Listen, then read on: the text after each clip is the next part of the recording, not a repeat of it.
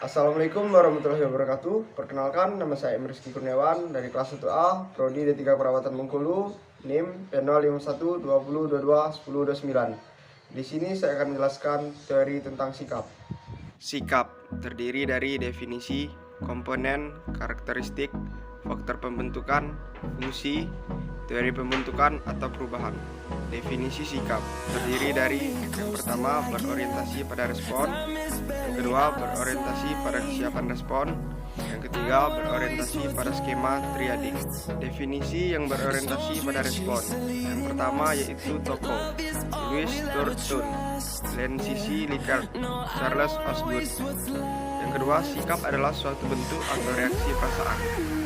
Yang ketiga yaitu perasaan yang mendukung atau favorable maupun perasaan yang tidak mendukung atau unfavorable terhadap suatu objek atau definisi yang berorientasi pada kesiapan respon. Tocco, Sheff, Cardus, Latire, Smith, dan Elford. Sikap merupakan kesiapan untuk bereaksi terhadap suatu objek dengan cara-cara tertentu.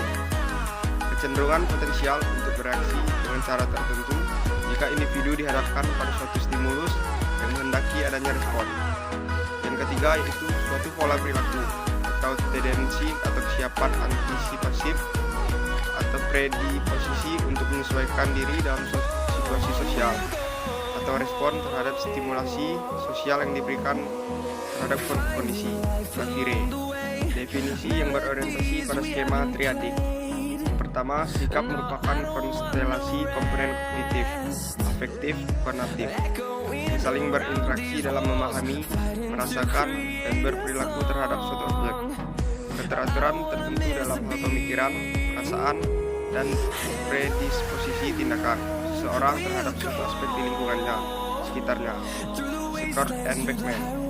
Komponen atau struktur sikap. 3 komponen sikap. Pertama, kognisi, berupa kepercayaan, keyakinan, ide, konsep, persepsi, stereotipe, pandangan, opini, pengetahuan atau informasi tentang suatu objek. Yang kedua, afeksi, berupa emosi, perasaan, nilai-nilai tentang suatu objek. Yang ketiga, konasi, berupa kecenderungan bertingkah laku atau bertindak terhadap suatu objek. Contoh model 3 komponen sebagai berikut. Karakteristik sikap. Pertama, sikap disimpulkan dari cara-cara individu bertingkah laku. Yang kedua, sikap ditunjukkan mengarah kepada objek psikologis. Yang ketiga, sikap merupakan sesuatu yang dipelajari. Yang keempat, yaitu sikap mempengaruhi perilaku. Brigham 1991. Sikap versus perilaku. Sikap merupakan predisposisi, tendensi, kecenderungan untuk bertingkah laku. Belum bisa dikatakan perilaku atau tindakan atau aktivitas. Sikap dapat memprediksi perilaku yang akan muncul. Sikap dapat mempengaruhi perilaku. Sikap tidak secara langsung berhubungan dengan perilaku. Faktor pembentukan sikap. Yang pertama, sikap adalah sesuatu yang dipelajari melalui adanya interaksi sosial, saling mempengaruhi, selanjutnya mempengaruhi pola perilaku. Faktor yang mempengaruhi pembentukan sikap. Yang pertama, ada pengalaman pribadi, kebudayaan, orang yang dianggap penting seperti orang tua, keluarga, pacar, sahabat, atau pemimpin, media massa, institusi atau lembaga, pendidikan dan agama. Faktor emosional dalam diri individu. Fungsi sikap menurut Katz 1960. Yang pertama, utilitarian function. Sikap memungkinkan individu untuk memperoleh atau memaksimalkan reward dan meminimalkan punishment, mencapai sasaran sampai tujuan. CO, sikap plus pada makul, menjadi rajin belajar dan mendapatkan nilai A. Yang kedua, knowledge function. Sikap membantu memahami lingkungan, dorongan untuk ingin mengerti, untuk memperoleh pengetahuan. CO, sikap plus pada lingkungan, bisa tahu atau kenal lingkungan dengan baik. Yang ketiga, value expressive function. Sikap akan mengkomunikasikan atau mengekspresikan nilai atau identitas yang dimiliki seseorang. CO, sikap anti narkoba, menjadi identitas mahasiswa yang baik. Yang keempat, ego defensive function. Sikap melindungi diri, menutupi kesalahan, agresi, dan sebagainya dalam rangka mempertahankan diri atau ego. CO, suka tapi gengsi atau suka tapi ditolak. sikap negatif pada gebetan, gengsi, atau malu karena ditolak. Teori-teori pembentukan dan perubahan sikap. Yang pertama, teori keseimbangan. Yang kedua, teori konsisten kognitif afektif. Yang ketiga, teori ketidaksesuaian. Yang keempat, teori atribusi. Teori keseimbangan, Fritz Heider, 1958. Bagaimana sikap kita berkenaan dengan orang lain atau objek konsisten. Model teori melibatkan perceiver atau P, orang lain atau O, objek lain atau seseorang X. Ketiga elemen tersebut membentuk suatu kesatuan, di mana elemen tersebut dapat menghasilkan keseimbangan atau ketidakseimbangan.